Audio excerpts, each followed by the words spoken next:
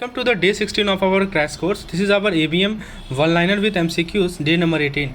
So in this session we are going to discuss in more detail about working capital finance. Last lecture में दोस्तों आपको मैंने working capital finance के assessment के बारे में बताया था, MPVF method, and also we talked about Nayak committee method.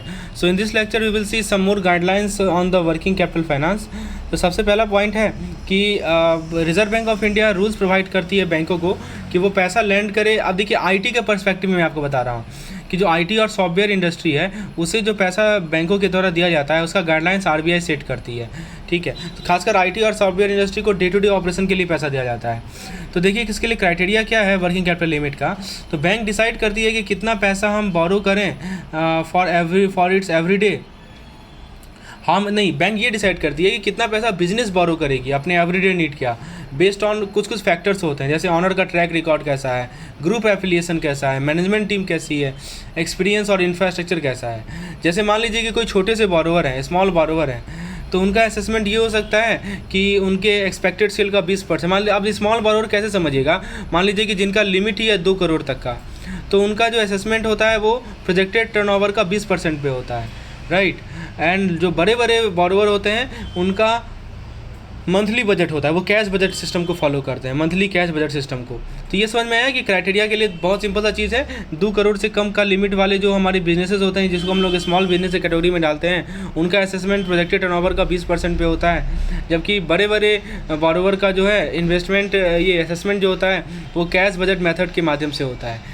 यदि हम बात करें प्रोमोटर्स कंट्रीब्यूशन और कोलेट्रल की, तो बैंक जो है बिजनेस ऑनर को बोलेगी कि तुम एक सर्टेन अमाउंट को कंट्रीब्यूट करो अपने शेयर के रूप में, और वो सिक्योरिटी भी मांग सकती है, जैसे कंपनी के करंट एसेट पे क्लेम मांग ले, ताकि इंश्योर करे कि लोन का टाइमली रिपेमेंट हो जाए. जैसे मान लीजिए कि बिजनेस को 1 करोड़ का लोन चाहिए, तो बैंक बोलेगी ऑनर को कि तुम 20 लाख कंट्रीब्यूट करो और बाकी जो है वो मैं आपको कंट्रीब्यूट करूँगा. यही होता है प्रोमोटर्स कंट्रीब्यूशन.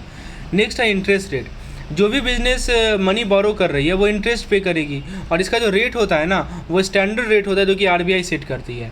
तो कुछ तरह के लोन के लिए दोस्तों लोअर रेट होता है, जैसे मान लीजिए कंपनी मनी बोरो कर रही है गुड्स को एक्सपोर्ट करने के लिए, तो उस केस में लोअर इंटरेस्ट रेट होता है, यानी कि कंसेशनल इंटरेस्ट रेट दिया जाता है प्री शिपमेंट और पोस्ट शिपमेंट रेट में.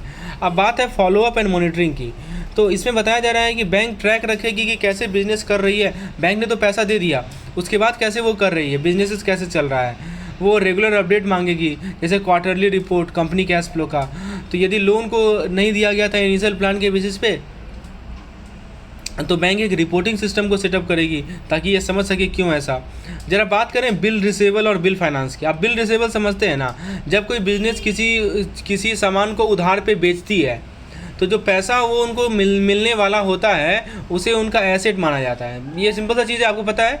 मान लीजिए कि आपका बिजनेस है, आपका टीवी और फ्रिज का बिजनेस है, आपने टीवी किसी को उधार पे दे दिया, तो जिसको आपने उधार पे दिया उससे पैसा आपको मिलेगा ना. तो वो जो पैसा मिलने वाला है, अभी मिला नहीं है, वो मिलने वाला जो है वो आपका एसेट है. ठीक है, तो बैंक क्या करती है कि बैंक भी पैसा देती है बिजनेस को इन सभी एक्सपेक्टेड पेमेंट के बेसिस पर, राइट. जैसे मान लीजिए कि कंपनी ने प्रोडक्ट बेचा 1 करोड़ का एक कस्टमर को क्रेडिट पे, तो बैंक जो है उसमें क्या करेगी, 80 लाख रुपया लैंड करेगी, और यूजिंग द एक्सपेक्टेड, और वो बैंक जो एक्सपेक्टेड पेमेंट है उसको कोलेटरल के रूप में रखेगी. समझे. तो रिसीवेबल जो होता है वो करंट एसेट का पार्ट होता है. बहुत इंपॉर्टेंट पॉइंट है, ध्यान से सुनिए. अब आपको समझ में आ जाएगा कि आप जैसे बैलेंस शीट का क्वेश्चन आता है तो देख के घबराएंगे नहीं आप. जब आप देखेंगे ये अकाउंट रिसीवेबल लिखा हुआ है, तो ये किसका पार्ट है, करंट एसेट का. क्यों करंट एसेट का पार्ट है, क्योंकि ये वो पैसा है जो कि आपको निकट भविष्य में मिलेगा.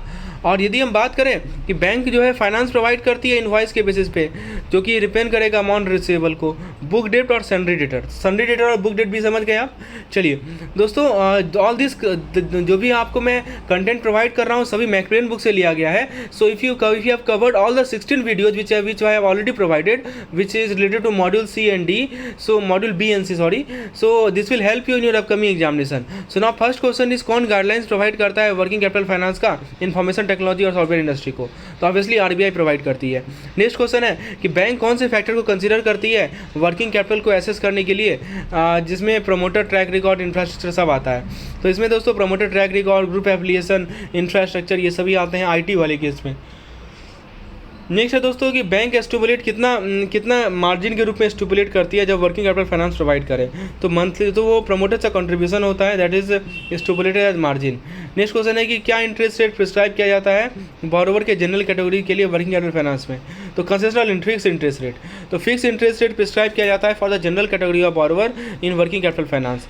दोस्तों वाट में bank implement for follow up and monitoring, यानी फॉलोअप के लिए मॉनिटरिंग के लिए बैंक क्या इंप्लीमेंट करेगी, including obtaining quarterly cash flow, तो बैंक ऑप्टेन करेगी क्वार्टरली कैश फ्लो स्टेटमेंट। कैसे बैंक फाइनेंस प्रोवाइड कर दी है क्रेडिट सेल के बेसिस पे in the form of receivable, तो रिसीवेबल के फॉर्म में बैंक कैसे फाइनेंस प्रोवाइड करती है क्रेडिट सेल पे, तो ये इनवॉइस के बेसिस पे प्रोवाइड करती है, जो भी इनवॉइस अकाउंट रिसीवेबल को रिप्रेजेंट कर रहा है उसके बेसिस पे बैंक फाइनेंस प्रोवाइड करती है। अब जरा हम लोग बात कर लेते हैं बुक डेप्ट के बारे में और ड्राइंग पावर के बारे में। देखिए दोस्तों, बुक डेप्ट का मतलब कि बोरोवर ने पैसा का एक लिस्ट है, ठीक है।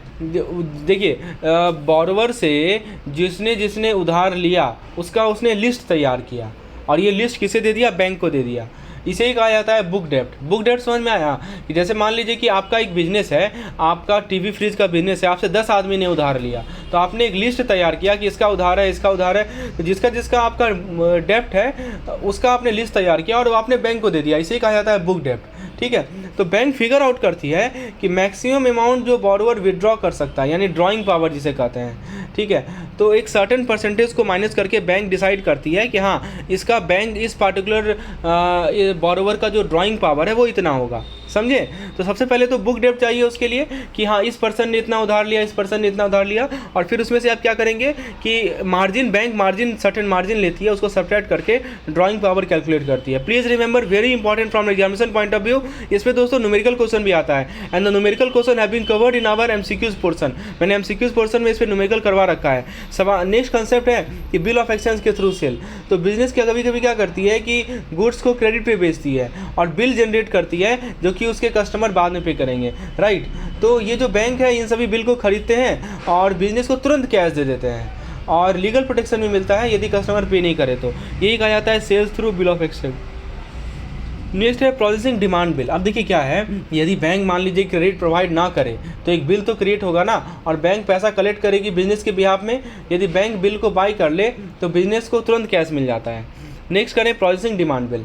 तो दोस्तों एक तो होता है हमारा यूजांस बिल, एक होता है हमारा साइड बिल। तो यूजांस बिल को क्रेडिट सेल के लिए क्रिएट किया जाता है, आपको पता होगा। तो देखिए बैंक क्या करती है कि ये जो यूजांस बिल है ना उसे डिस्काउंट करती है। What is the meaning of discounting usance bill? Discount करने का मतलब ये हुआ कि ये बिजनेस को कैश प्रोवाइड करती है और जो भी चार्ज और इंटरेस्ट है वो डिडक्ट करती है, समझे। तो ये होता है हमारा डिस्काउंट दिस बिल। और जो डिस्काउंटेड बिल है वो बैंक के लिए क्या होता है, एसेट होता है। तो वही बताया जा रहा है कि कैसे यूजांस बिल को प्रोसेस किया जाता है।